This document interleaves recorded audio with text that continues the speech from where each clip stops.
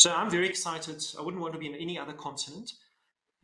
Think about the trends in Africa, the demographic population growth, the transition from a relatively poor continent into a much more wealthy continent, gradually but accelerating, okay? Think about insurance products and savings products, which are completely underrepresented and underpenetrated in these markets. Wealth management products, okay, wealth preservation products.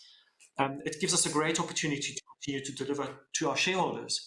And Apana, interestingly, many of our employees are so passionate working for Standard Bank.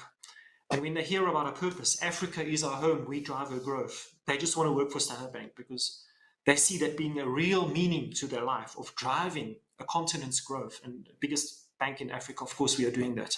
Critical. The other question you asked about is leapfrogging technology. That's super interesting. You would find if you go and visit the markets like I have done, I've been to markets in Kenya, I've been to slums in Kenya, right, in really, really poor areas. Everyone has got a cell phone, right?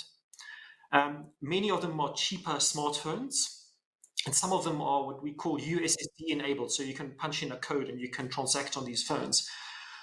So the societies are largely going cashless, and in countries like Kenya specifically, where there's a provider called M-Pesa, and you just transact over the phone. So it's actually very advanced in that sort of respect, more so certainly than I've seen in Europe, where branches are still pretty much the way how you deal with transactions. And more than 95% of our transactions in Africa regions are through digital channels, 95%, and less and less through branches.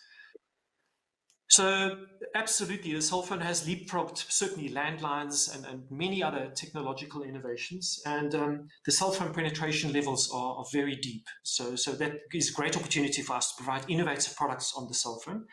But it's not just that. If you think about energy, for example, in Africa, that also is leapfrogging traditional technology. And there's establishment, increasingly so, of microgrids instead of having large power stations and porting the electricity through pylons over thousands of kilometers. You start generating these microgrids. And we're working with a company, again, in Kenya called M-Kopa, which provides such interesting solutions for energy just at home, right, through solar power. That's solar powered, obviously. And the interesting is, if any one of the colleagues on the call here, if they can Google M-Kopa, it's one of the most exciting companies I know anywhere globally. And then how they have transformed the ownership of solar power very cost effectively, such that people can have power at home to power their lights and their fridges and their computers and their cell phone chargers, importantly. I'll pause on that. And many other examples, also in health, etc., where technology is leapfrogging what is legacy technology. But I'll pause on that then. Thank you.